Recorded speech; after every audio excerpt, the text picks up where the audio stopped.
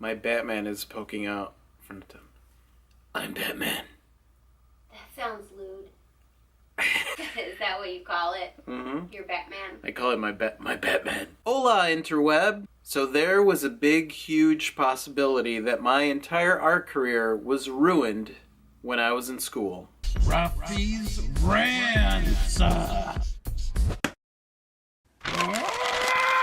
So I don't like dwelling in the past, but I figured that it would be beneficial to all the young artists out there that maybe had someone in their life that discouraged them if I shared a story with you. So I, like many other young aspiring artists, had a dream when I was younger to become a full-fledged artist someday. And my dreams came crashing down on me in art school when a teacher told me that I would never, ever, ever in my life succeed as an artist. If you could see me now, Mr. Salerno, guess what I'm doing for a living?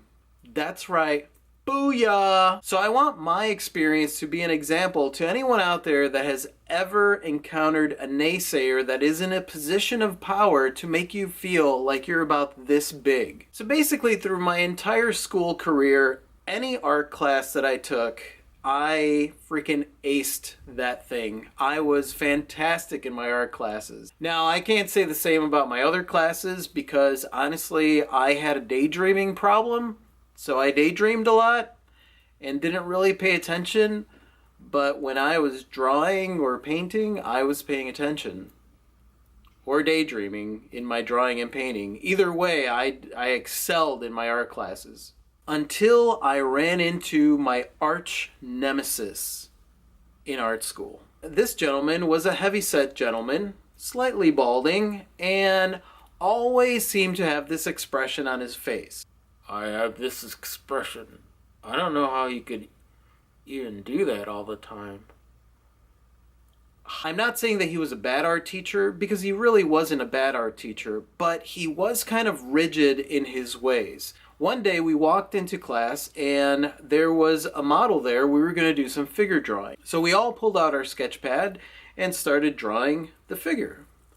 And Mr. Salerno walked behind me and looked at the drawing and said, "You are doing it wrong." And I looked at the drawing and said, "I'm not sure what you mean. How am I doing this wrong?" He said, "Well, you're just doing it wrong. You need to read the textbook again and do it the right way." What? This is how I've been sketching forever. And I've passed my classes and I'm pretty good at sketching things, especially live figures. And he said, no, there is no way that you're going to be able to sketch this model using the technique that you're using. So then me, being me, I said, "I bet you I can." Obviously, that's not necessarily the way that you're supposed to talk to a teacher, but I was a little headstrong when it came to my art. So he said, "All right then, we'll see." And he made a huge production of it in front of the class. I think because he figured that I was going to crash and burn. Well, I didn't crash and burn. At the end of it, me being the showboating person that I am, which I really wasn't. I was extremely shy and introverted, but for some reason, that whole thing got under my skin so bad that I wanted to just show it off. So I was done with my sketch. I turned it around and showed the class and said, "Take a look at this. What do you guys think?"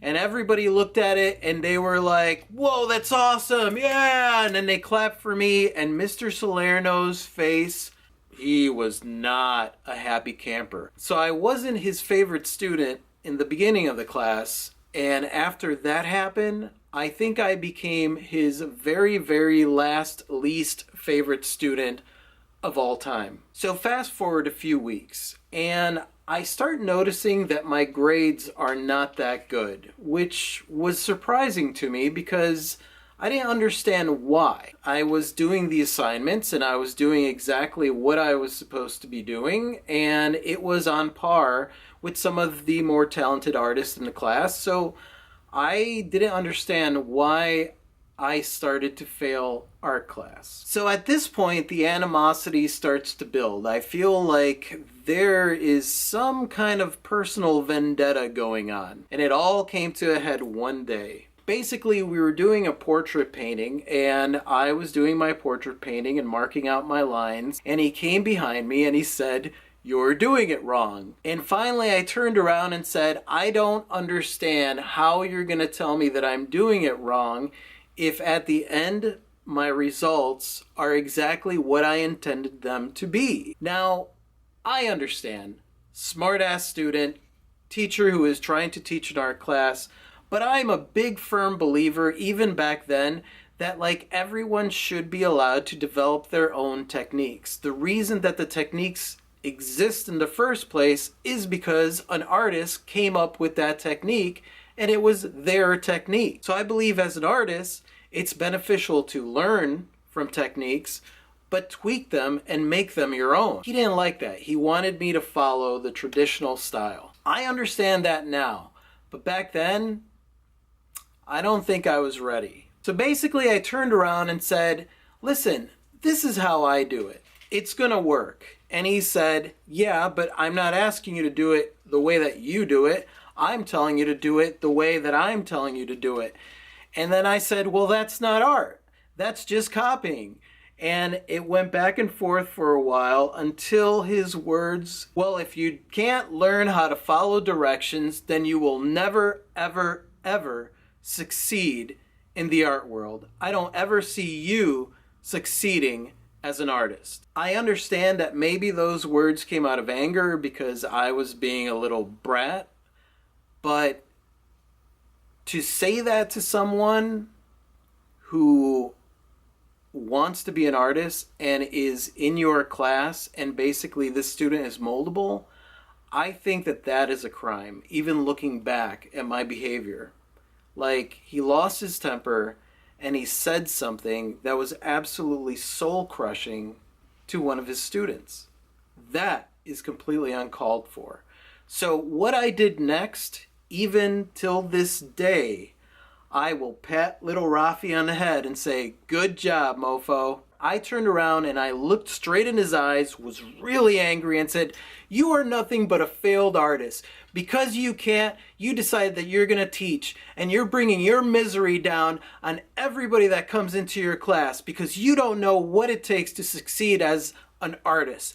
I can't believe that you're even teaching this class. You know what? You're nothing but a fat, pimple-assed asshole." And I grabbed my sketchbook and I marched out of the class and I never went back to that art class. And of course, I failed. Unfortunately, the event actually had more of an impact than just failing. Because I had been patted on the back so many times for my art, it took that one criticism to really, really, really plant the seed of self-doubt within me. Now, at the time, I already had a lot of issues with self-doubt and my self-esteem. So that seed had fertile ground to take root and just blossom into a lot of years of me not pursuing my art career because I was afraid that I was going to fail. If there is anybody out there that has someone in your life, it doesn't matter if they're a teacher, a parent, somebody in a position of power, it does not matter. If they tell you that you cannot do something, that you have your heart and your soul set on doing, then just walk away from them and admit to yourself that they are wrong. I am a full-time artist. So my teacher was absolutely wrong. So even though it's a teacher and they might be telling you, you can't do this, you should look them straight in the eye and say, I am going to do it. And if you have any inspiring stories of somebody telling you that you could not do something, but it is something that you are indeed doing, please share them in the comments below. I would love to hear them and share them with people. Thank you so much, you guys. You guys are absolutely awesome. And if you like what you see here, you can subscribe by clicking on my face. And until next time, say goodbye, Clee. Good day. Adios.